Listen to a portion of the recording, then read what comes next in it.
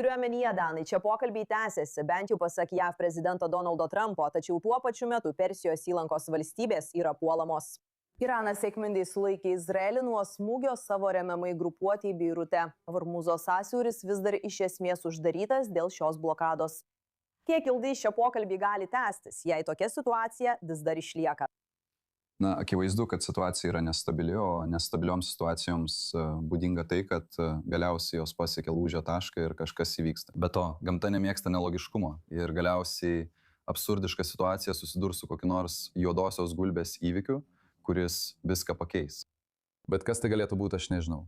Kaip sako Markas Rubijus, po pakankamai laiko, kai Iranas kenčia ekonomiškai dėl besitęsiančios blokados, galbūt ten įvyks politinių pokyčių. Tačiau tai atspindi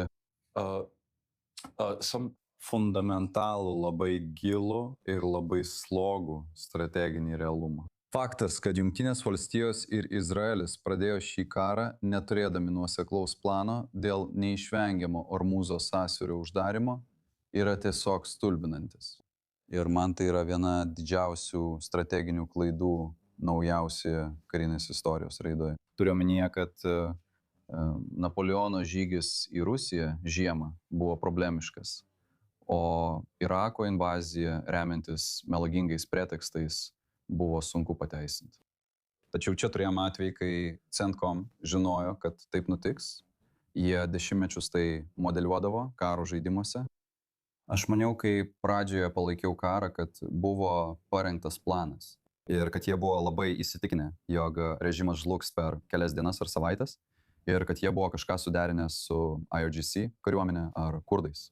Ir mes žinome, kad tai buvo bandoma padaryti, arba kad buvo planas galbūt užimti teritoriją palei Hormūzo sąsiaurį, ne visą Iraną, bet tą teritoriją, arba sunaikinti visus jų raketų paleidimo įrenginius, o visų jų dronų sunaikinimas būtų buvęs sudėtingas. Bet nieko nebuvo, akivaizdžiai nieko. Ir JAV įsiveržė į tai neturėdamos net vakarų alijanso palaikymo.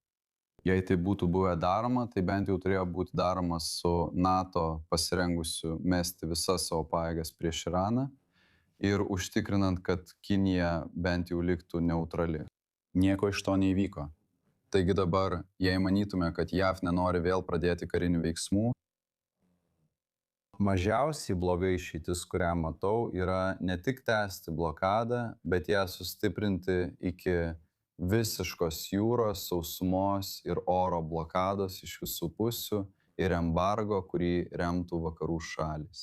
Turiu omenyje, kad visi turi būti vienoje pusėje, nes tai iš tikrųjų yra ir turėtų būti Iranas prieš visą likusį pasaulį. Ir turiu omenyje Kiniją, taip pat, kiek žinau, Kinija importuoja dalį savo naftos iš Irano ir tai sudaro didžiąją dalį Irano naftos eksporto.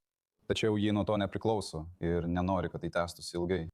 Ir vienintelis būdas priversti IRGC suprasti, kad jie neturi tokio asimetrinio strateginio pranašumo, kokį mano turintys, yra suburti visiškai ryžtingą tarptautinę sąjungą, o tam Trumpui tektų susitaikyti su europiečiais. Jam tektų padaryti tai, ko galbūt niekada gyvenime nėra daręs. Atsiprašyti už tai, kad grasino NATO sąjungininkai Danijai, Grenlandijos invazija ir panašiai ir panašiai. Tam prireiks to, ko JAV dabar labai trūksta, diplomatinio sumanumo. Na žinoma, kol kas matome, kad regione tebėra Jungtinių valstijų pajėgos, o ne ta tarptautinė sąjunga, apie kurią jūs kalbate. Net nepriartėjo. Jonathanai, kalbant apie čia esančias JAV pajėgas, CENTCOM teigia, kad jos numušė kai kuriuos Irano paleistus sviedinius, nukreiptus į Persijos įlankos valstybės. Tikėtina, kad pamatysime daugiau Irano atsakomųjų veiksmų prieš šias Persijos įlankos valstybės. Kiek laiko JADUVV pajėgos turės likti šiame regione, kad apsaugotų ne tik savo sąjungininkus Persijos įlankoje, bet ir savo pačių bazes esančias čia? Manau, kad jie čia bus dar gana ilgai, nes, kaip minėjote, jei nenorite leisti Iranui iš tikrųjų pasijusti laiminčiam, o Iranai jau ir taip jaučiasi turintis pranašumą. Ar tai tiesa ar ne, tai jau interpretacijos klausimas. Kiekviena pusė turi savo interpretaciją. Bet jei JAV pajėgos šiuo metu, kai Iranui nebus nusileista viskuo, ko JAV norėtų, kai Iranas atsakys į viską, smogs Persijos įlankos šalims ir per naktį sukels sumaištį Kuveite. Jei nenorime, kad Iranas jaustųsi tikrai laimintis, tuomet reikia laikyti savo pajėgas čia kaip atgrasomąją jėgą dar kurį laiką. Ar tai buvo tai, ko prezidentas Trumpas norėjo, kai prieš kelis mėnesius atsiuntė pajėgas ir pradėjo karą? Nesu tikras. Nesu tikras, bet taip yra. Jei šiuo metu po visko, kas įvyko, jūs atitraukite savo pajėgas atgal į Jungtinės valstijas ar į kitą regioną, jūs siunčiate signalą Iranams. Gerai, jūs pasiekėte savo. Nemanau, kad prezidentas norėtų tai pasielgti. Bet čia dar viena padaryta klaida yra ta, kad apie tai nebuvo pranešta amerikiečiams ar pasauliui. Primenį, jei planas būtų buvęs ilgalaikė blokada arba ilgalaikis šių pajėgų buvimas, tai paveiktų pasaulio ekonomiką. Ir tai yra dar viena priežastis suburti tarptautinę koaliciją, kad būtų galima paaiškinti pasauliui, kodėl tai būtina. Ir tai, kas laukia, yra skausmo laikotarpis, kuris yra, tarsi žinote, kaip vėžio gydymas.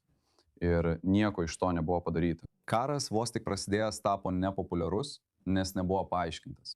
Ir todėl dėja šis labai teisingas karas prieš priešą, kuris iš tiesų yra velniškas ir turi išnykti nuo žemės paviršiaus. Jį remia dvi iš pačių problemiškiausių asmenybių šiuo metu vadovaujančių demokratiniai šaliai, jei ne pačios problemiškiausios.